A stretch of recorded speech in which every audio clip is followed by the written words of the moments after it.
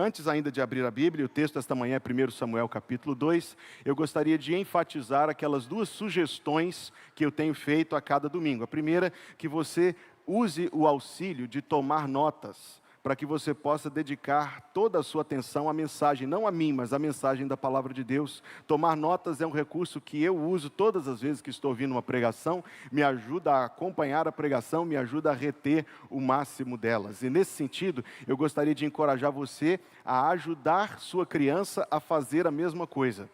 Talvez fazer um desenho relativo à pregação daquilo que ela está ouvindo. Talvez, se ela já está na alfabetização, tentar anotar as palavras que ela não conhece para ampliar o seu vocabulário.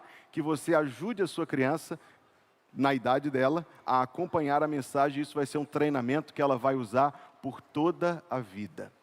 Primeiro livro do profeta Samuel, capítulo 2. Eu convido a congregação a se colocar em pé, a fim de lermos a palavra de Deus. Primeiro livro de Samuel, capítulo 2. Convido a congregação que fique em pé para lermos a palavra de Deus.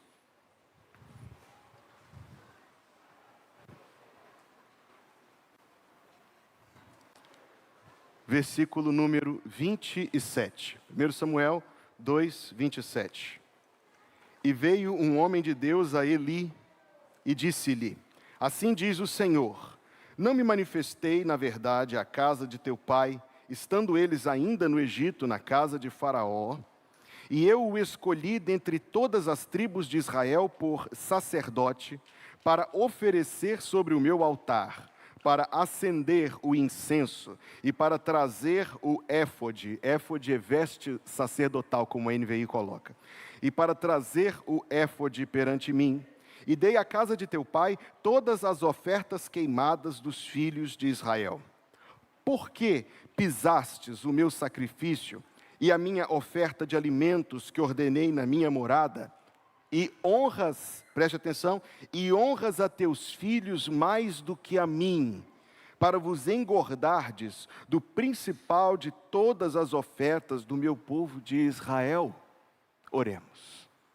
Senhor, que o Senhor faça destas palavras que inspiraste o teu servo no passado a escrever e defendeste ao longo dos séculos de todo intrometimento humano, que o Senhor faça destas palavras uma fonte de conhecimento de quem Tu és e da Tua vontade para a nossa vida. Que para tanto o Espírito Santo ajude o mensageiro, conquanto muito limitado e incapaz, que o Teu Espírito Santo supra, e que o Teu Espírito ajude o Teu povo a ter um coração apto, Deus, para receber e guardar no coração a mensagem da palavra do Senhor. Esta oração nós fazemos no nome do Senhor Jesus, e ouve, Deus, a tua igreja que agora diz amém. Pode se assentar, por favor.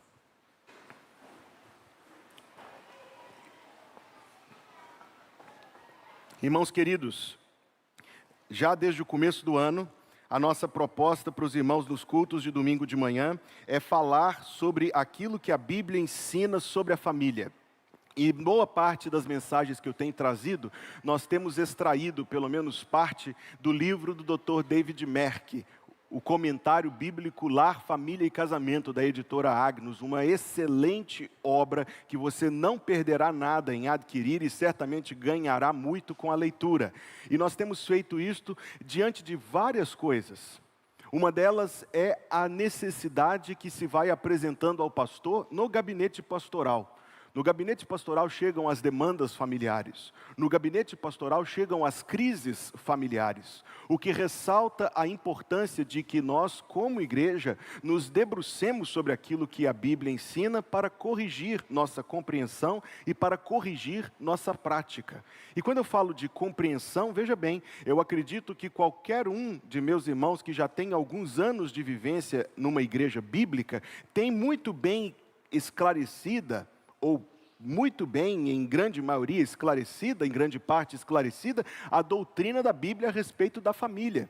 Ao mesmo tempo, todos nós encontramos dificuldades e lutas, porque são as consequências do pecado que habita no nosso coração e que fazem com que aconteça tanta dor no seio do nosso lar.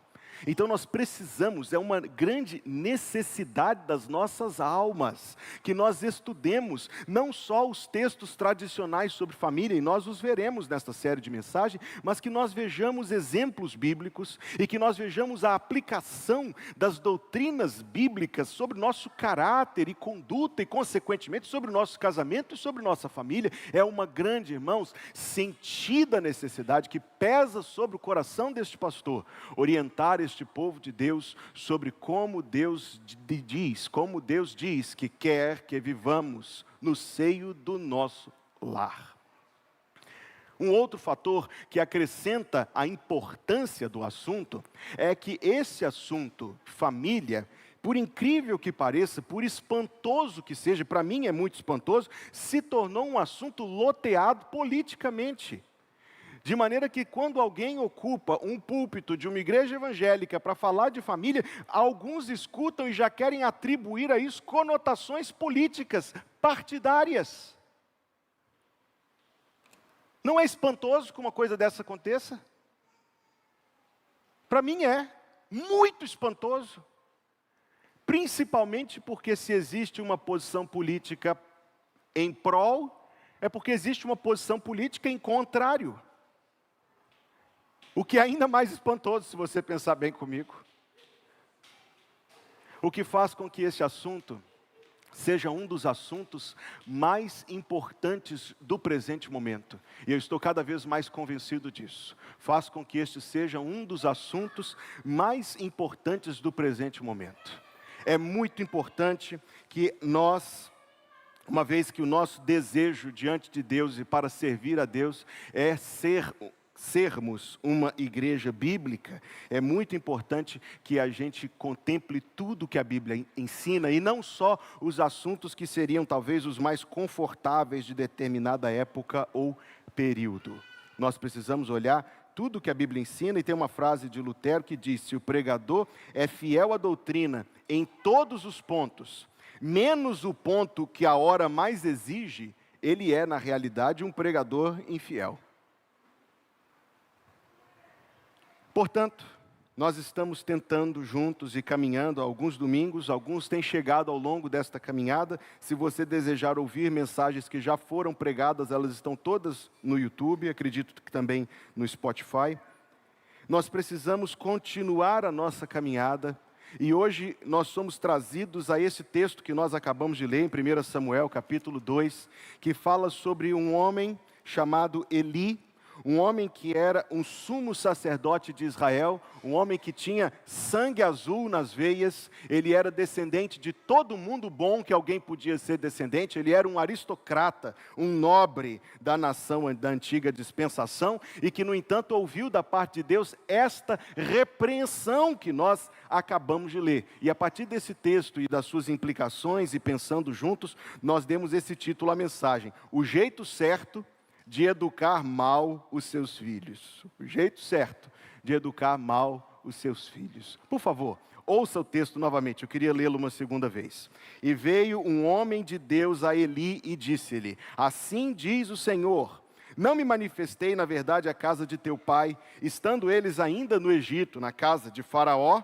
E eu o escolhi dentre todas as tribos de Israel por sacerdote, para oferecer sobre o meu altar, para acender o incenso e para trazer o éfode perante mim, e dei à casa de meu pai todas as ofertas queimadas dos filhos de Israel. 2:29.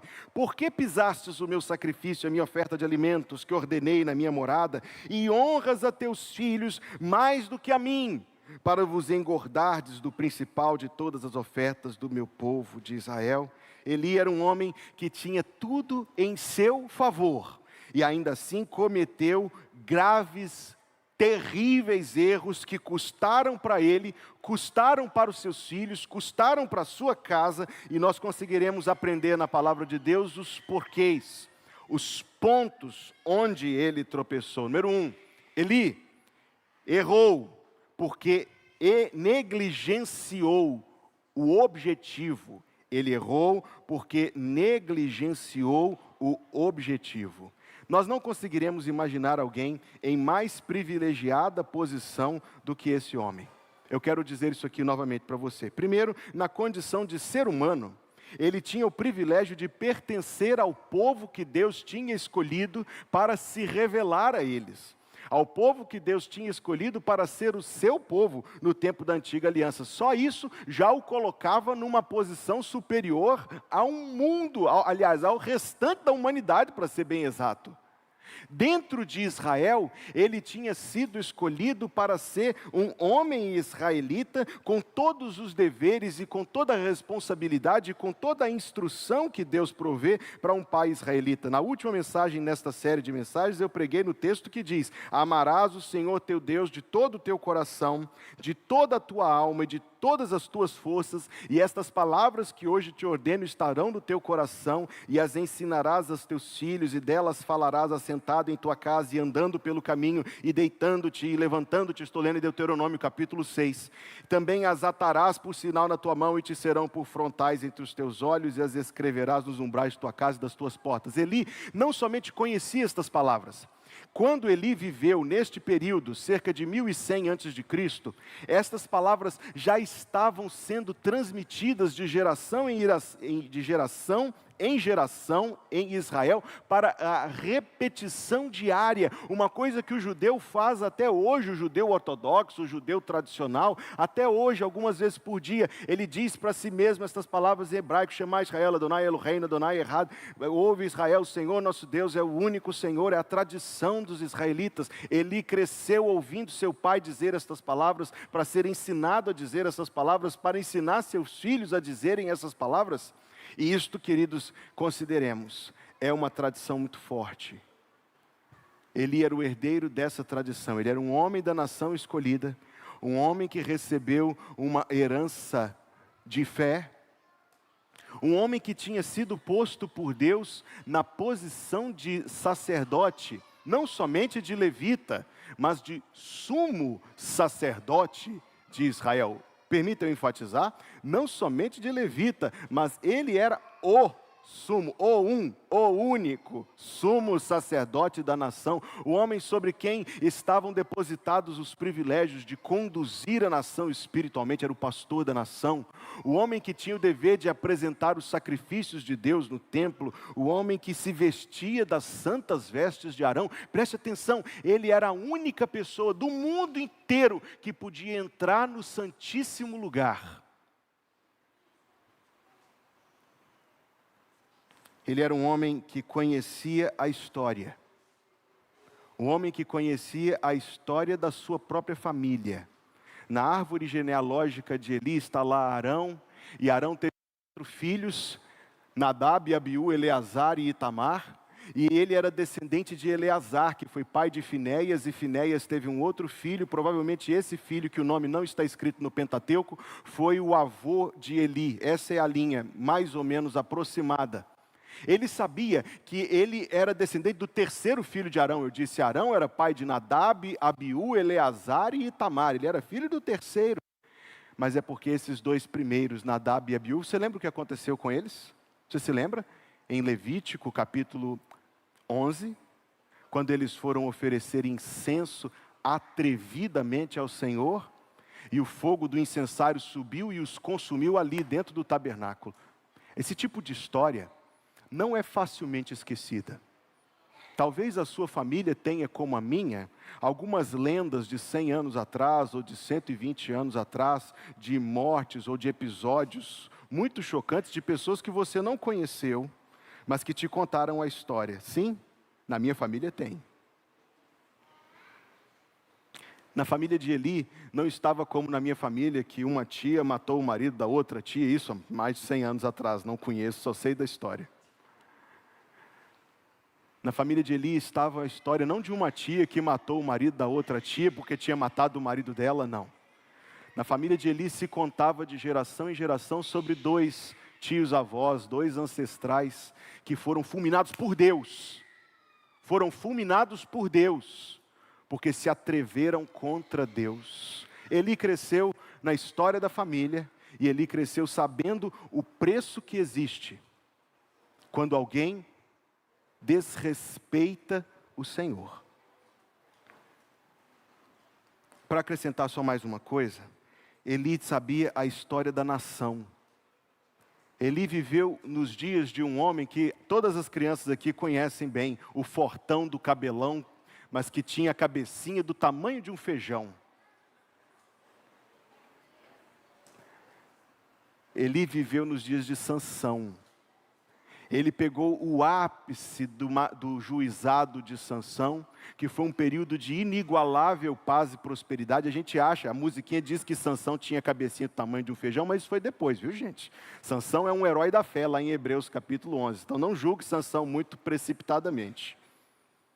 Ele viveu o ápice do juizado de Sansão, paz e prosperidade e um avivamento espiritual que varreu Israel nos 4 cantos, nas 12 tribos, mas viu também a decadência do juizado de Sansão. Viu quando Sansão se envolveu em promiscuidade. Viu quando a fé de Sansão esfriou. Nós só podemos imaginar, o livro dos Juízes é um relato muito sucinto. Nós só podemos imaginar que Sansão era um homem que comparecia ao tabernáculo, que Sansão era um homem que ia ao sacerdote Eli com as suas próprias ofertas quando ele estava de pé, mas caiu horrivelmente.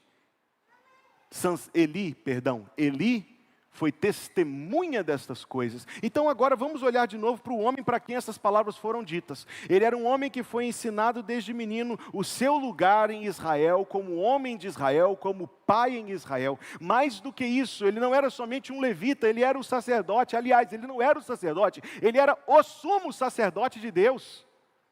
Mais do que isso, na história da família, mais do que isso, na história da vida dele, ele viu com seus próprios olhos o que a desobediência pode arruinar a vida de uma pessoa. Tudo isso estava ali. Quando Eli foi um pai omisso, porque negligenciou o objetivo.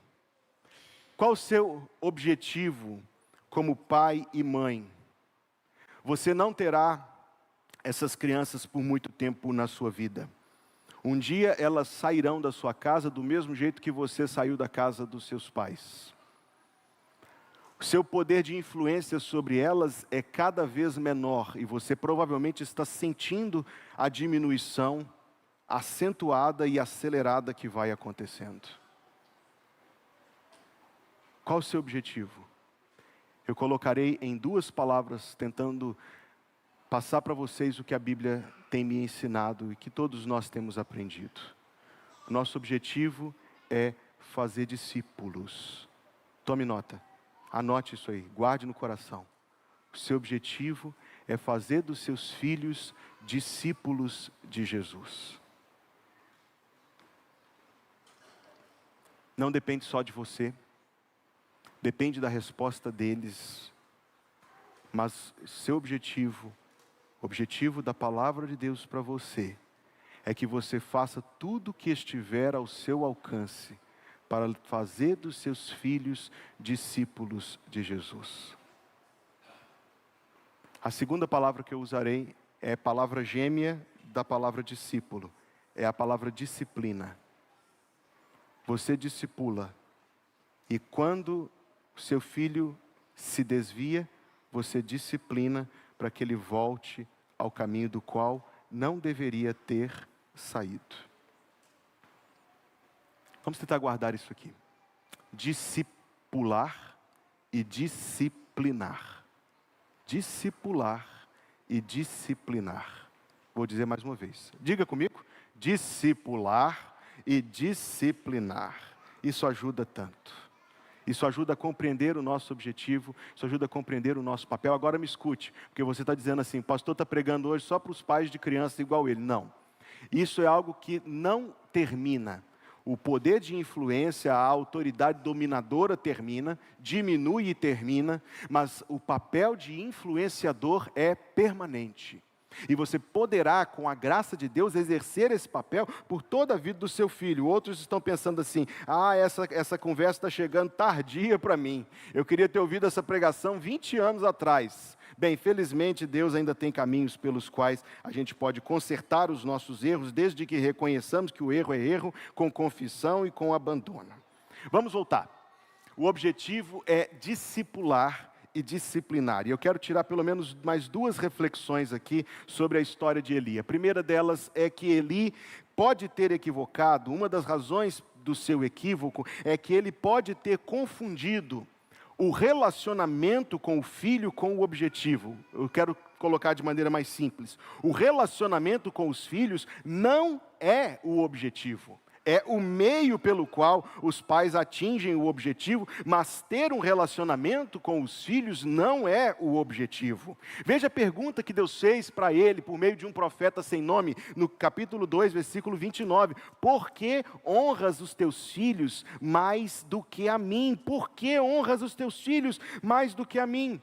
Se você for ler o capítulo lá no livro do Tomé que trata sobre isso, eu pessoalmente achei um capítulo um tanto quanto denso. Ele fala muito sobre as questões dinásticas e fala muito sobre a sucessão sacerdotal. Eu, tentando trazer isso aqui como pastor, uma mensagem para o meu povo, penso que nós podemos extrair aqui uma lição sobre o relacionamento. Uma vez que na nossa cultura atual existe um foco muito grande em que o convívio seja bom, que o convívio seja pacífico, que o convívio seja leve e amigável. E essas coisas não são ruins, certamente não. Mas escute bem, não é o seu objetivo, não é a sua finalidade apenas ter esse bom convívio. O convívio é um meio para atingir o objetivo, mas não é o objetivo em si. Esse objetivo de discipular requer um bom convívio. Requer proximidade, requer um relacionamento saudável, equilibrado e adequado, requer intencionalidade, requer habilidade para poder equilibrar o formal com o informal, o solene com o diário, o planejado com o imprevisto. Tudo isso faz parte da vida, centralizando a vida em Deus. Amarás o Senhor teu Deus de todo o teu coração. Mas seguramente, apenas ter um bom convívio, amigável, agradável, pacífico, não é o objetivo. O objetivo é colocar-se numa tal posição de proximidade, numa tal posição de influência, que esse relacionamento, esse bom relacionamento que você quer ter com seus filhos, seja usado para influenciá-los segundo os padrões de Deus. Porque, em terceiro lugar, a própria felicidade na vida, eu peço que você me ajude aqui com tentando acompanhar o que eu quero passar para vocês. A felicidade de vida não é o objetivo. Uma outra interpretação que é válida, que a gente pode chegar sobre o sacerdote Eli, é que ele estava pensando de maneira muito paternal e protetora.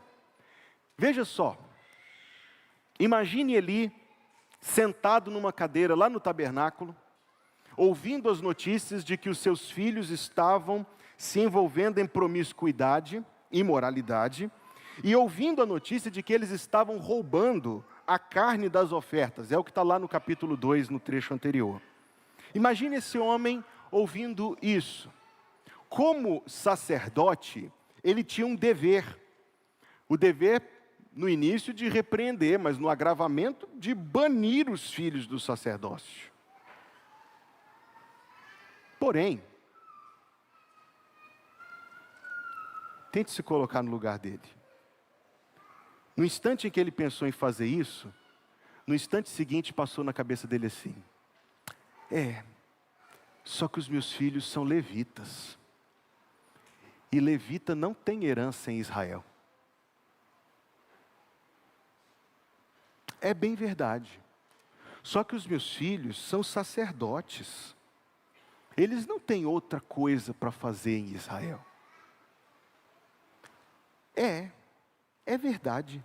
Mas será, agora a gente vai começar a se identificar com ele, que por causa de uma imaturidade, de uma infantilidade, será que eu deveria ser tão exagerado, tão inflexível assim, de tirar o futuro dos meus filhos por causa de uma meninice? E aí, deu para entendê-lo um pouco melhor agora?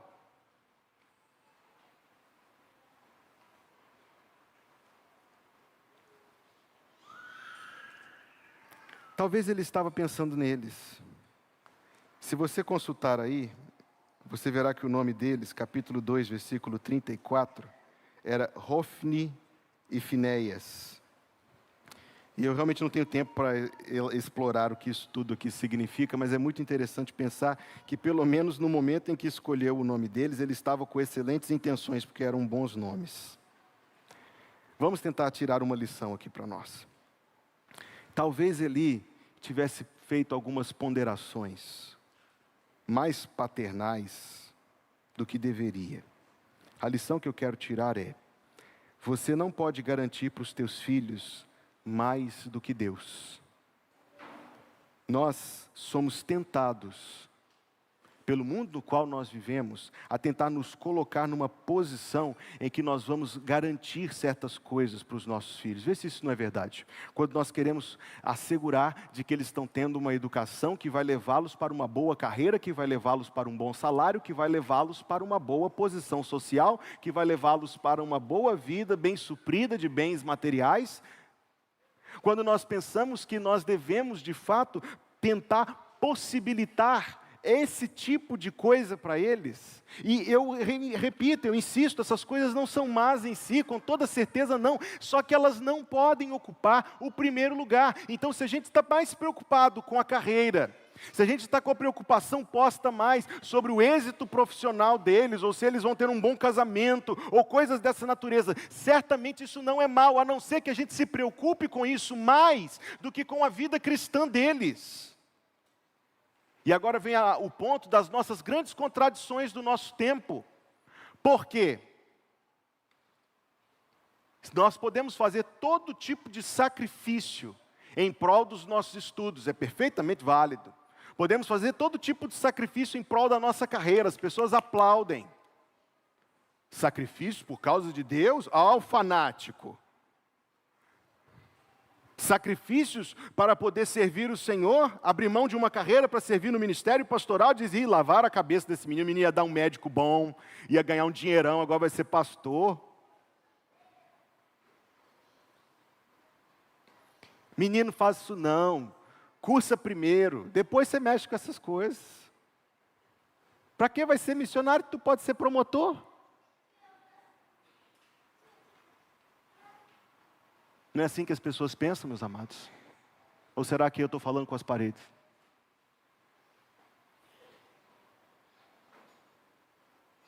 Então a gente não é tão diferente de Eli assim, não.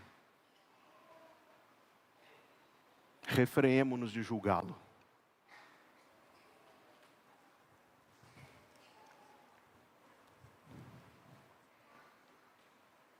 O objetivo de vida para qualquer pessoa, se a gente entende a palavra de Deus, não se resume em a gente conseguir conquistar algumas coisas materiais, mesmo que acreditando que ter essas coisas nos proporcionará felicidade, porque o que eu quero dizer, e eu peço a Deus que me ajude a falar isso com clareza de entendimento, o objetivo da vida não é ser feliz. O objetivo da vida é ser fiel a Deus.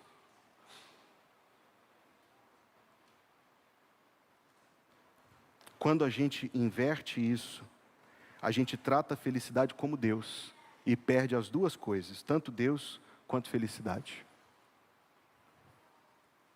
Por outro lado, quando nós fazemos da fidelidade a Deus o nosso objetivo real, Deus nos contempla com uma felicidade muito superior. Talvez, como pai, Eli estava tentando proteger os seus filhos. Eu penso que isso é possível. Assim como eu vejo dentro do meu coração um impulso em que, se fosse possível, eu protegeria minhas meninas de todas as coisas ruins que existem nessa vida. Você não faria a mesma coisa?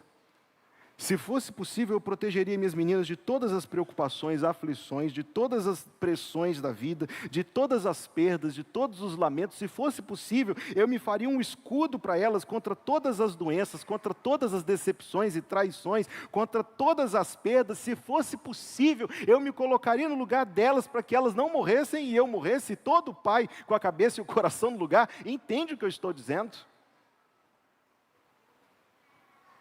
Exceto, queridos, que não é possível e não está ao nosso alcance. O que está ao nosso alcance, no entanto? Ensinar a criança no caminho em que deve andar. Esse versículo para muitas pessoas é uma crise profunda. É por isso que todas as vezes que eu cito algum versículo de Provérbios, eu digo a mesma coisa. Vocês já me ouviram dizer isso dúzias de vezes. Provérbios não é um livro de... Alguns me acompanharam. Provérbios não é um livro de... Não é um livro de promessas. Provérbios é um livro de orientações. Provérbios é um livro de conselhos que pode muito bem nos conduzir. Se nós não podemos isentar nossos filhos de todas essas coisas, uma coisa nós podemos fazer: tentar e trabalhar com Deus, com o povo de Deus, com a palavra de Deus, com o Espírito de Deus, para ensiná-los a serem fiéis a Jesus Cristo. Em quarto e último lugar, volta ao texto, onde o versículo 27 nos diz que essa palavra que chegou até o sacerdote Eli, veio da parte, preste atenção no começo do versículo 27, veio de um homem de Deus. Na última reunião do Conselho Administrativo, eu trouxe uma mensagem para os líderes da nossa igreja sobre a expressão homem de Deus. Ela é muito comum de ser usada, não é verdade? Quando vem um pregador, nós apresentamos o pregador e dizemos, é um homem de Deus. Mas eu me espantei quando estudei a expressão e descobri que ela é usada na Bíblia para se referir a somente 7 pessoas. Somente 7. 6 no Antigo Testamento e 1 no Novo Testamento. Pouquíssimas pessoas, portanto. Volta ao texto. Quem falou com Eli foi um homem de Deus. Nesse ponto, Eli já estava com provavelmente 88 a 90 anos de idade. Seus filhos já eram homens adultos, eles próprios na casa dos 60 anos. Mas os atos seguintes, e para você poder ver esse contexto todo, você vai ler 1 Samuel, capítulo 1, 2, 3 e 4. Os atos seguintes mostram que a palavra que ele ouviu da parte de Deus não produziu qualquer efeito no seu coração. Veja o que está aqui no capítulo 3, versículo 13. 1 Samuel, capítulo 3, versículo 13. Preste atenção. Aqui nós temos o primeiro encontro entre Deus e Samuel. E a palavra que Deus deu para Samuel foi a respeito de Eli. Agora veja no versículo 12 para contexto. Naquele mesmo dia, suscitarei contra Eli tudo quanto tenho falado contra a sua casa, começarei e acabarei, porque eu já lhe fiz saber que julgarei a sua casa para sempre, pela iniquidade que ele bem conhecia, porque, fazendo-se os seus filhos execráveis, não os repreendeu. E essa palavra, ela significa mais do que advertência verbal. Em hebraico, ela tem a conotação de impedir, prevenir, intervir. Os atos registrados, eu quero repetir isso, principalmente o que está lá no capítulo 4, versículo 11 em diante, dão a entender que na última hora ele se arrependeu, mas isso é outra pregação. Mas o fato é que no instante em que ele recebeu uma orientação da parte de Deus,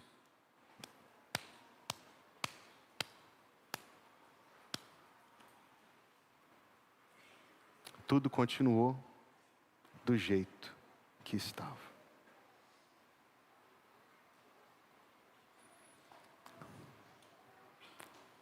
Sabia que isso fala a favor da Bíblia? A Bíblia não esconde os erros dos seus heróis.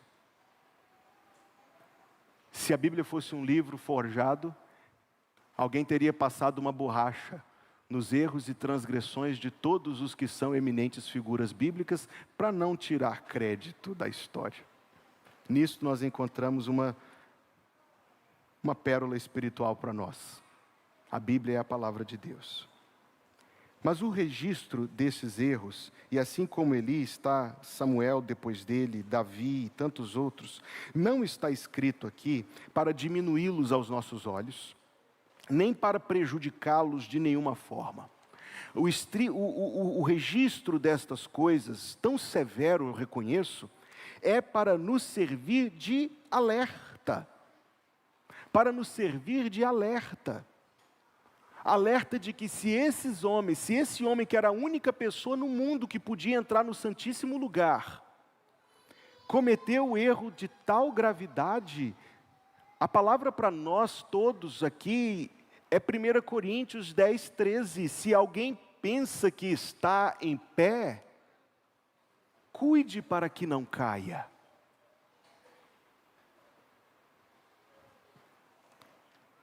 Nosso objetivo nessa posição, e haveria outros desdobramentos da mensagem que o tempo não me permite explorar, mas o nosso objetivo não é deixar para os nossos filhos apartamentos, ou dinheiro, ou ações, ou não, eu deixei tudo bem amarradinho numa holding que um advogado fez para mim, está tranquilo, não vai ter que pagar sucessório nenhum, não vai ter dor de cabeça, nadinha.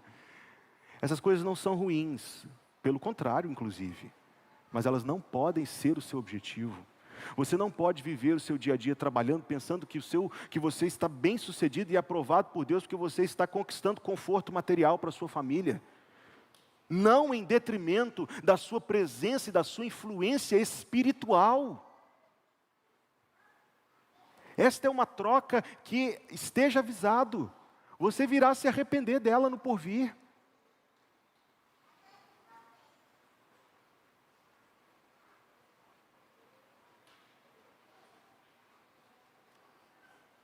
O cuidado destas crianças, de qualquer idade, nos é dado não para que nós lhes propiciemos glórias do mundo, mas para que nós façamos tudo o que estiver ao nosso alcance. A gente não tem o poder de converter nossos filhos, mas para que a gente faça tudo o que estiver ao nosso alcance para levá-los a servos de Deus.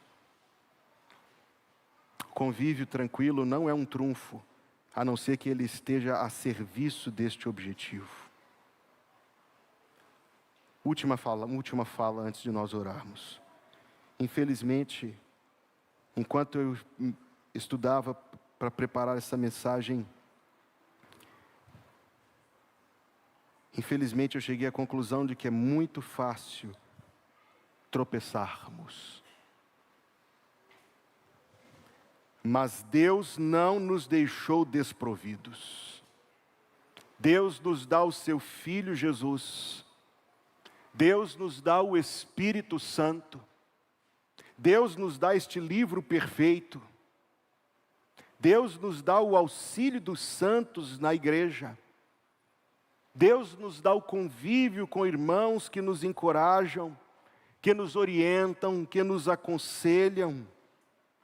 Deus nos dá todas as provisões necessárias para que a gente acerte o alvo em vez de errar.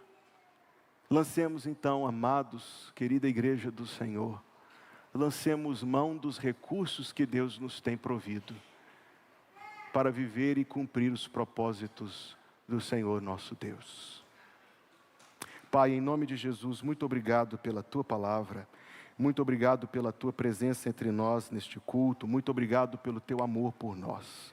Pedimos ao Senhor, Deus, que nos dê graça, a fim de recebermos a instrução do Senhor, e a fim de que com a Tua ajuda, possamos colocar essas coisas em prática, a produzir uma diferença real na vida dentro do nosso lar. Senhor, abençoa todas as famílias aqui, e dá graça, Deus, enche o coração e o lar da Tua presença. E fazes, Senhor, a Tua obra nas nossas vidas, moldando-nos na semelhança do Senhor Jesus Cristo. Que assim seja, ó Deus, para o louvor da Tua glória. É a oração que nós fazemos ao Senhor em nome de Jesus. Amém.